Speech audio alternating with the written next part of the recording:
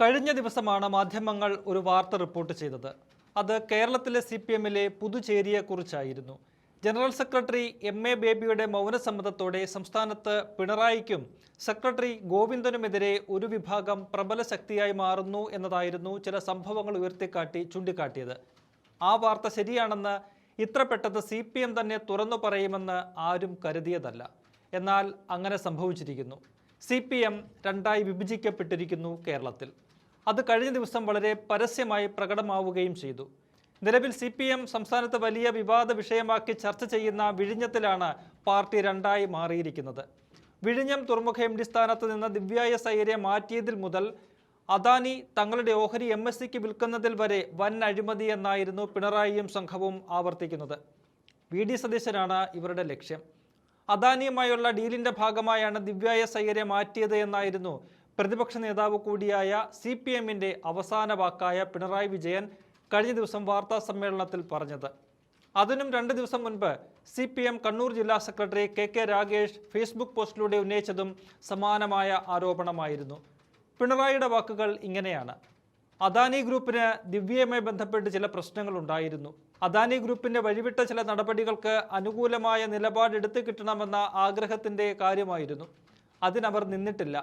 നല്ല ധൈര്യമായിട്ട് തന്നെ കാര്യങ്ങളെല്ലാം ചെയ്തു. അതായത് അദാനി ഗ്രൂപ്പിന്റെ വഴിവിട്ട നീക്കങ്ങൾക്ക് സഹായം ചെയ്യാത്ത ദിവ്യയെ സതീശൻ മുഖ്യമന്ത്രിയായ ഉടനെ മാറ്റി. അത് അദാനിയെ സഹായിക്കാനാണ് എന്ന്. ഈ രാഗേഷ് പിണറായിയുടെ അടുത്ത വിശ്വസ്തനാണ്. മുഖ്യമന്ത്രിയായിരിക്കെ പ്രൈവറ്റ് സെക്രട്ടറി ആയിരുന്നു. കൂടാതെ ദിവ്യ എസ് അയ്യർക്കും ഏറെ അടുപ്പമുണ്ടായിരുന്ന നേതാവ്. പിണറായിയുടെ ഓഫീസിൽ നിന്നിറങ്ങി സംഘടനാ പ്രവർത്തനത്തിലേക്ക് രാഗേഷ് പോയപ്പോൾ കർണന് പോലും അസൂയ തോന്നുന്ന KKR കവചം എന്ന് പ്രശംസിച്ചായിരുന്നു ദിവ്യ ഫേസ്ബുക്ക് പോസ്റ്റ് ഇട്ടത്. എന്നാൽ പിണറായിയുടെയും സംഘത്തിൻ്റെയും അഴിമതി തിയറി പൊളിച്ചടുക്കുകയാണ് മറുവശത്ത് ഒരു കൂട്ടർ. ഇന്നലെ KK ശൈലജയും പിന്നാലെ EP ജയരാജനും നടത്തിയ പ്രതികരണങ്ങൾ CPM-ലെ വിഭാഗീയത തുറന്നു കാട്ടുന്നുണ്ട്. ദിവ്യയെ മാറ്റിയതിനെക്കുറിച്ച് ശൈലജ പറഞ്ഞത് ഇങ്ങനെ: അതൊന്നും അങ്ങനൊരു വിവാദമാക്കേണ്ട വിഷയമൊന്നുമല്ല. ഗവൺമെൻറ്റുകൾ വരും, ചിലപ്പോൾ അങ്ങോട്ടും ഇങ്ങോട്ടുമൊക്കെ മാറും, ചിലപ്പോൾ കരുതിക്കൂട്ടിയൊക്കെ ഏതെങ്കിലും തരത്തിൽ മാറ്റുന്നുണ്ടോ എന്നറിയില്ല. അതൊന്നും അങ്ങനെ വലിയ വിവാദമാക്കേണ്ട കാര്യമില്ല എന്നാണ് എൻ്റെ അഭിപ്രായം. ഇനി EP ജയരാജൻ വിഴിഞ്ഞം പദ്ധതിയുമായി ബന്ധപ്പെട്ട് മൊത്തത്തിൽ പറഞ്ഞതുകൂടി നോക്കാം. വിഴിഞ്ഞത്തിൻ്റെ പ്രവർത്തനങ്ങൾ കരാർ വ്യവസ്ഥയ്ക്കനുസരിച്ച് പൂർത്തിയാക്കണം. വിഴിഞ്ഞം തുറമുഖത്തിൻ്റെ പേരിൽ വിവാദങ്ങളിലേക്ക് പോയി അതിൻ്റെ പ്രവർത്തനങ്ങളെ നിർജീവമാക്കുന്നത് കേരളത്തിന് ഗുണകരമല്ല. കേരളത്തിൻ്റെ പൊതു താൽപ്പര്യമാണ് സംരക്ഷിക്കേണ്ടത്. കരാർ വ്യവസ്ഥ ഏകപക്ഷീയമായി ലംഘിക്കാനാകില്ല. അദാനി തന്നെ ഇതുമായി ബന്ധപ്പെട്ട കാര്യങ്ങൾ വിശദീകരിച്ചിട്ടുണ്ട്. ഇപ്പോൾ അതിൽ തർക്കമുണ്ടെന്ന് തോന്നുന്നില്ല. കൂടാതെ KK രാഗേഷിൻ്റെ അഴിമതി ആരോപണങ്ങളെ എടുത്ത് അറബിക്കടലിൽ എറിയുകയാണ് EP ചെയ്തിരിക്കുന്നത്. ഏതെങ്കിലും ആളുകൾക്ക് അഴിമതി നടന്നു എന്ന പ്രശ്നമുണ്ടെങ്കിൽ അവർ ഉന്നയിക്കട്ടെ. വിജിലൻസ് ഉൾപ്പെടെ ഒരുപാട് സംവിധാനങ്ങൾ ഇവിടെയുണ്ട്. അവർ അന്വേഷിക്കും. എന്തായാലും ഞാൻ അത്തരം ആരോപണങ്ങൾ ഉന്നയിച്ചിട്ടില്ല. എനിക്ക് അത് സംബന്ധിച്ച് മറ്റു കാര്യങ്ങളെക്കുറിച്ച് പറയാനാകില്ല. ആരോപണം ഉന്നയിച്ചവരോട് തന്നെ കാര്യങ്ങൾ ചോദിച്ച് മനസ്സിലാക്കുന്നതാണ് നല്ലത്. അതായത് വിഴിഞ്ഞം പദ്ധതിയിൽ അഴിമതി ആരോപണം ഉന്നയിച്ച് വിവാദമാക്കിയത് തുലയ്ക്കരുത് എന്ന് ചുരുക്കം. KK ശൈലജയും EP ജയരാജനും കണ്ണൂരിൽ നിന്നുള്ള മുതിർന്ന നേതാക്കളാണ്. പക്ഷേ പിണറായിയുടെ കണ്ണിലെ കരടുകളും.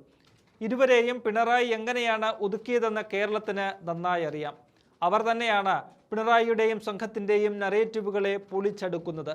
CPM-ന്റെ കേരളത്തിലെ ശക്തിദുർഗമായ കണ്ണൂരിൽ നിന്ന് തന്നെ വിഴിഞ്ഞം പോലൊരു വിഷയത്തിൽ ഇത്രയും ഭിന്ന നിലപാടുകൾ ഉണ്ടാകുന്നു എന്നത് ആ പാർട്ടിയിൽ ഉരുണ്ടുകൂടിയിരിക്കുന്ന ചേരിപ്പോരിൻ്റെ യഥാർത്ഥ മുഖമാണ്. സത്യത്തിൽ വിഴിഞ്ഞം വിഷയത്തിൽ മുഖ്യമന്ത്രി VD സതീശന് ബ്ലാങ്ക് ചെക്ക് നൽകിയിരിക്കുകയാണ് കണ്ണൂരിൽ നിന്നുള്ള CPM-ന്റെ തന്നെ 2 സുപ്രധാന നേതാക്കൾ. CPM-ൽ ഒരു വശത്ത് സതീശനെ അഴിമതി കുരുക്കിലാക്കി ഒതുക്കാൻ നോക്കുമ്പോൾ ആ കുരുക്കെല്ലാം ഈസിയായി പൊളിച്ചെടുക്കുകയാണ് മറുവശത്ത്. ചുരുക്കം പറഞ്ഞാൽ VD സതീശന്റെ പേരിൽ CPM രണ്ടായി വിഭജിക്കപ്പെട്ടിരിക്കുന്നു. അത് UDF-നും മുഖ്യമന്ത്രിക്കും ചെറുതല്ലാത്ത ഊർജ്ജമാണ് നൽകുന്നത്. കഴിഞ്ഞ ദിവസം നടത്തിയ വാർത്താ സമ്മേളനത്തിൽ മുഖ്യമന്ത്രി ദിവ്യ എസ് അയ്യരെ സംശയമുനയിൽ നിർത്തുന്ന രീതിയിലുള്ള ഗുരുതരമായ പ്രതികരണമാണ് നടത്തിയത് എന്നതുകൂടി ചേർത്ത് വായിക്കണം. ഇക്കഴിഞ്ഞ ജൂൺ മാസം 5-ന് CPM മുഖപത്രമായ ദേശാഭിമാനിയിൽ വിഴിഞ്ഞത്തെ അദാനിയുടെ ഓഹരി കൈമാറ്റത്തെക്കുറിച്ച് വാർത്ത വന്നിരുന്നു. ജൂൺ 11-നാണ് UDF സർക്കാർ പുതുതായി നിയമിച്ച MD വിഴിഞ്ഞത്ത് ചുമതല ഏറ്റെടുത്തത്. അതായത് ജൂൺ 10 വരെ ദിവ്യയായിരുന്നു MD. കഴിഞ്ഞ ഒരു വർഷമായി അദാനി ഓഹരി കൈമാറ്റ ചർച്ചകൾ നടത്തുന്നുണ്ടായിരുന്നുവെന്നും പറഞ്ഞിട്ടുണ്ട് സതീശൻ. അപ്പോൾ ഇക്കാര്യങ്ങളെല്ലാം അറിയാമായിരുന്ന വ്യക്തിയായിരുന്നു MD ആയ ദിവ്യ. ഇതിലൂടെ ദിവ്യയെ മാറ്റിയത് സംബന്ധിച്ച ചോദ്യങ്ങൾക്കും ആരോപണങ്ങൾക്കും കൂടിയാണ് മുഖ്യമന്ത്രി മറുപടി നൽകിയിരിക്കുന്നത്. ഇതെല്ലാം CPM-ൽ പുതുതായി രൂപം കൊണ്ടിരിക്കുന്ന ചേരി മുഖവിലയ്ക്കെടുക്കുന്നു എന്നാണ് ശൈലജയുടെയും EP-യുടെയും പ്രതികരണങ്ങൾ കാണിക്കുന്നത്.